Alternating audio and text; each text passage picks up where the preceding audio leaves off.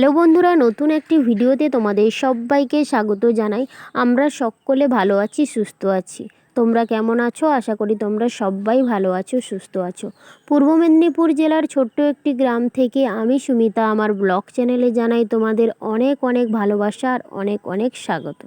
ঘুম থেকে উঠেই আজকের অনেক কাজকর্ম বাকি, যেহেতু আমি বাড়িতে ছিলাম না প্রায় 15-20 দিন মতন। তোমরা তো যারা আমার রেগুলার ব্লগ ভিডিও দেখো তারা অবশ্যই জানো আমি ঋদ্ধিষকে নিয়ে ডাক্তার দেখাতে কলকাতা গিয়েছিলাম। তো সেইখান থেকে এসে বাবার বাড়িতে পুজো ছিল বলে 2 দিন ওখানে কাটিয়ে দিয়ে তারপরে বাড়ি এসেছি। তো সেই কারণে অনেক জামা কাপড় পরে রয়েছে, ধোয়া হয়নি। তো সেই এখন কিন্তু বাড়ি এসে ধুয়ে মেলে দিচ্ছি। আর যেহেতু শহরাঞ্চলে গেছি, সেখানে তো পুকুর বা ডোবা কোনোটাই নেই। তো তোলা জলে সমস্ত কিছুটাই কারণে কিন্তু আমাদের পোষায় না। তো সেখানে ধুয়েছি, তা সত্ত্বেও কিন্তু বাড়িতে নিয়ে এসে একে একে ধুয়ে সব মেলে দিচ্ছি। তো চলো আজ সারাদিন কি করি না করি সবটাই তোমাদের সঙ্গে শেয়ার করব।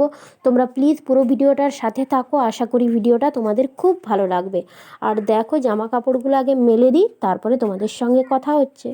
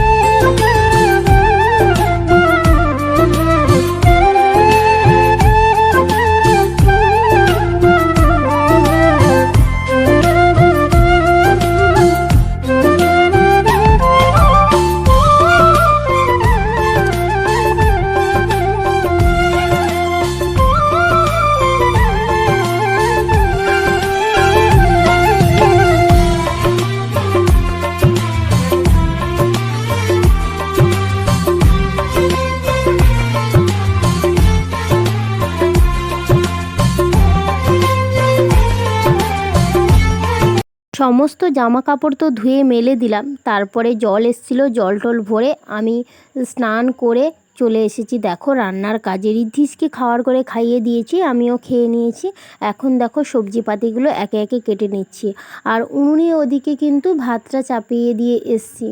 আর একটা কথা বলি বন্ধুরা, আমি প্রায় 15-20 দিন মতন বাড়িতে ছিলাম না। ঋদ্ধিষকে নিয়ে ডাক্তার দেখাতে কলকাতায় গিয়েছিলাম, ওর চেক আপ ছিল। তো সেইখানে মোটামুটি চেক আপে বলেছিল যে ও ভালো আছে, সুস্থ আছে, আর যেটা প্রবলেম আছে ওটা কিন্তু ক্লিয়ার হয়ে গেছে। তো এত কিছুর দুঃখ কষ্টের মধ্যেও না এইটা একটা যে ভালো খবর পেলাম, এইটা কিন্তু আমাদের কাছে অনেক বড় পাওয়া। কারণ ওর একটা হার্টের সমস্যা ছিল, সেটা মিটে যেতেই না বলতেই মনটা খুবই ভালো হয়ে গেছিলো, ভালো হয়ে গেছে।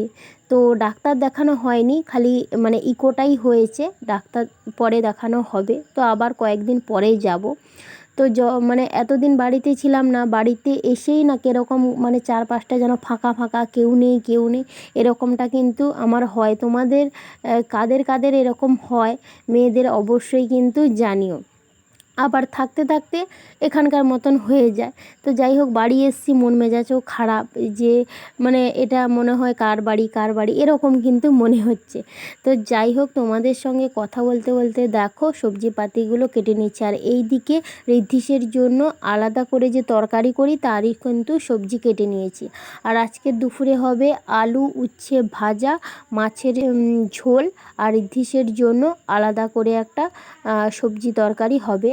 আর কাকুর বাড়িতে মাংস হয়েছে, ওদের বাড়ি থেকে কিন্তু মাংসটা আসবে। তো সেই কারণে আমি কিন্তু আর বেশি বেশি তরকারি করিনি, যেহেতু শাশুড়ি মা পছন্দ করে না বেশি তরকারি খাওয়া, সেই কারণে কিন্তু করিনি। তো দেখো ভাতটা হয়ে যেতেই মাছটা আগে ভেজে নিলাম, তারপরে ঋদ্ধিষের সবজিটা তুলে দিচ্ছি। যেহেতু আলু আর উচ্ছে ভাজবো, তো সেই কারণে কিন্তু আগে ওর তরকারিটা করে নিচ্ছি, না হলে তো পুরোটাই তেতো হয়ে যাবে। তো সেই জন্য কিন্তু তরকারিটা তুলে দিচ্ছি। দুপুরে রান্না বান্না করার পর তো ঋদ্ধিষকে খাইয়ে দিয়েছি, ও কিন্তু ঘুমিয়ে গেছিলো। আর তার সঙ্গে আমিও একটু খেয়ে দিয়ে শুয়ে পড়েছিলাম। তো তখন আর ভিডিওটা তোমাদের সঙ্গে শেয়ার করিনি, কারণ অনেক দিন বাড়িতে না থাকার জন্য না অনেক জায়গায় অপরিষ্কার ছিল। তারপরে শাশুড়ি মাও বাড়িতে ছিল না, মামার বাড়িতে গিয়েছিল।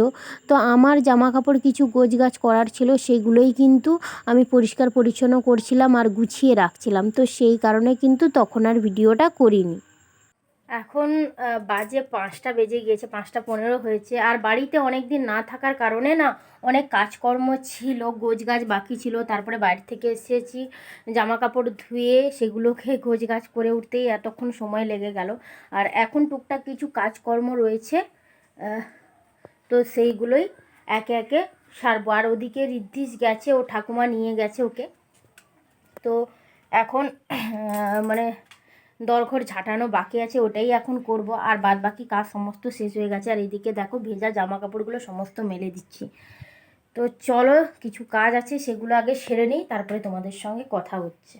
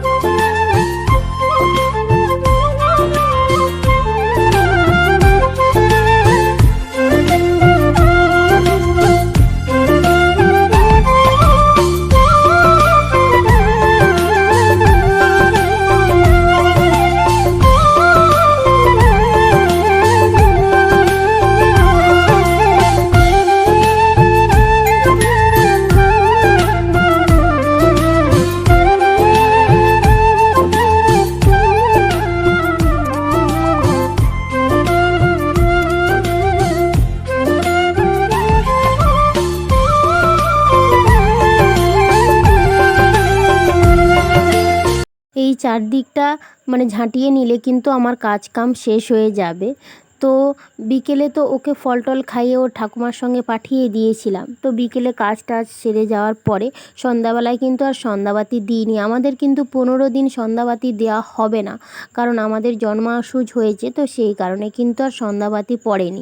তো তোমাদের তো আগের ভিডিওগুলোতে বলেছিলাম ঋদ্ধিসের মানত ছিল বাবার বাড়িতে, ওর মানে বাতাসা হরিলুটের মানত ছিল। তো সেইখানেও দেওয়া হয়নি জন্মাসুজ পড়ে যাওয়ার জন্য। তো সামনের বছর এলে সবাই ভালো থাকলে অবশ্যই দেব।